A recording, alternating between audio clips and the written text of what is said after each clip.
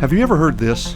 Billions of years ago, there was an explosion in space. Or 100,000 years ago, this happened or that happened. Or even, in the beginning, God created the heavens and the earth. Question: how does anyone know? I mean, was anybody there to observe it? Well, actually somebody was, but I'm getting ahead of myself. Check this out. First of all, we need to recognize that there is a huge difference between observational science and historical science. Both are valuable, but very different. Let's define the two real quick, shall we?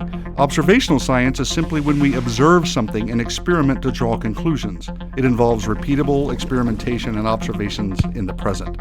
It's through observational science that we find cures for diseases and build space shuttles, stuff like that.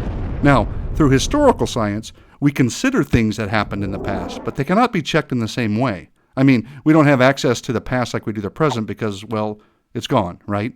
All we really have is speculation, or at best, circumstantial evidences of past events based on what we see in the present. That's not to say that we can't make intelligent guesses about the past, or form reasonable inferences from rocks or fossils in the present, but we certainly cannot directly test our conclusions because we cannot repeat the past.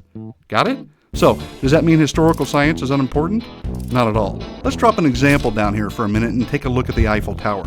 You know, that 19th century Parisian monument designed by Gustave Eiffel that stands 1,063 feet tall, which was built as the entrance for the 1889 World's Fair and is still the tallest building in Paris today, visited by millions of people each year? Yeah, that one. Well, guess what?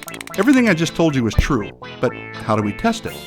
Well, applying observational science, we can, of course, observe the Eiffel Tower anytime we're in Paris. It's here in the present. Then, we can continue by testing the height and comparing it to all the other structures in Paris and confirm the claim that it is indeed the tallest building in Paris. But that's the extent of the kind of facts that can be proved by observational science in reference to this claim. How do we really know that Gustave designed it? How do we really know it was built in the 19th century as an entrance to the 1889 World's Fair? How do we really know how many people visited? That's all in the past. It can't be repeated. For that kind of information, we need to go outside the limits of observational science and discover what has been communicated to us through historical documents and eyewitness accounts. And furthermore, we have to believe those eyewitnesses and documents are trustworthy. The same is true when we talk about the origin of the Earth. The Earth is here. We all agree with that. So, does observational science confirm that the world was created by God? And are there trustworthy documents and eyewitness accounts that confirm it? Well, let's take the last part first. In short, what we're really asking is my original question: was anybody there to observe it? The answer is yes. God was there, and He told us how He created. He inspired people to write down His very words that became books that were compiled into a complete book called the Bible, which has been verified over and over again and has demonstrated itself to be totally trustworthy in all it claims and teaches.